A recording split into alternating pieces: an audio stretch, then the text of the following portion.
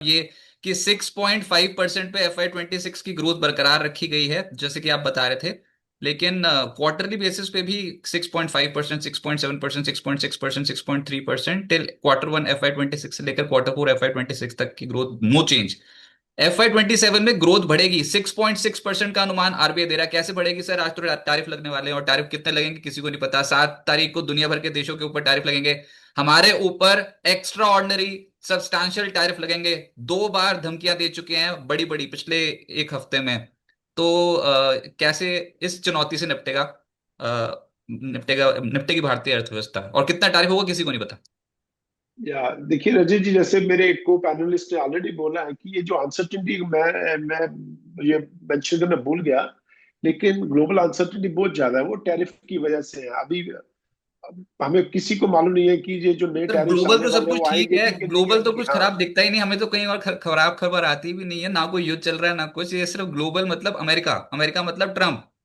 या बट वो उसका इफेक्ट काफी होने वाला, मुझे मुझे अभी भी उम्मीद है शायद कुछ ना हो, लेकिन कुछ कह नहीं सकते, बिकॉज वो बड़ा अनप्रडिक्टेबल सा ग्लोबल एनवायरनमेंट हो गया है। तो उसको कुछ भी कह नहीं सकते कि क्या होने वाला है।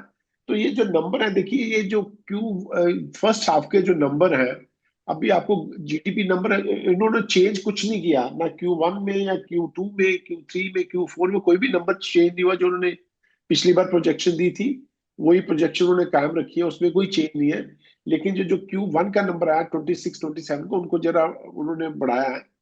तो इसका उन्होंने खैर वो, देखिए जो हमारी जो मॉनसून है it's doing very well, and जो सर्विसेज पीएमआई का नंबर है बहुत अच्छा है। तो ओवरऑल हमारी economy is doing very well.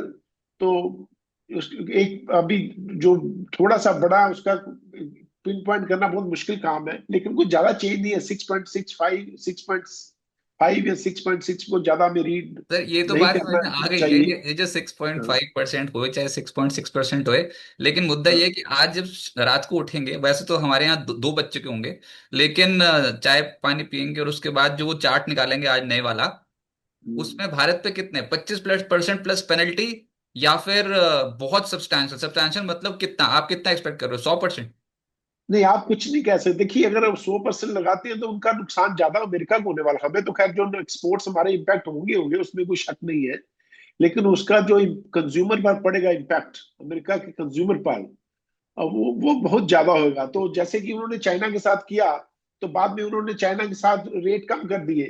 तो इट्स नॉट इजी, मतलब कि मुझे लगता नहीं कि इतने कोई टैक्स लगाएंगे, लेकिन देखने वाली बात है कितना लगाते हैं। अभी कुछ भी आई कांट से एनीथिंग कि कितना टैक्स आएगा, टैरिफ आएगा। Tariff is a tax on consumer basically, वो कंज्यूमर को पे करना पड़ेगा उनको। और फार्मास्यूटिकल तो वहां इतनी महंगी है, वैसे भी बहुत महंगी है। अगर उसके ऊपर आप और भी टैक्स लगा दोगे तो अब वो तो उनका जो कंज्यूमर है वो उसको बेयर ही नहीं कर पाएगा इतनी कॉस्ट। तो मेरा ख्याल है इतना आसान नहीं है जितना कुछ लोग समझ रहे हैं। उनके लिए बहुत मुश्किल काम है, उनको लिए भी बढ़ाना। तो मैं वो मानसिकता जानने की कोशिश कर रहा था कि आरबीआई गवर्नर की इस पॉलिसी में क्या रही होगी, क्योंकि मैं बात कर रहा हूँ फॉर्मर एग्जीक्यूटिव डायरेक्टर आरबीआई से। तो पता तो चले ना कि वो आरबीआई की इस समय सोच क्या हो सकती थी।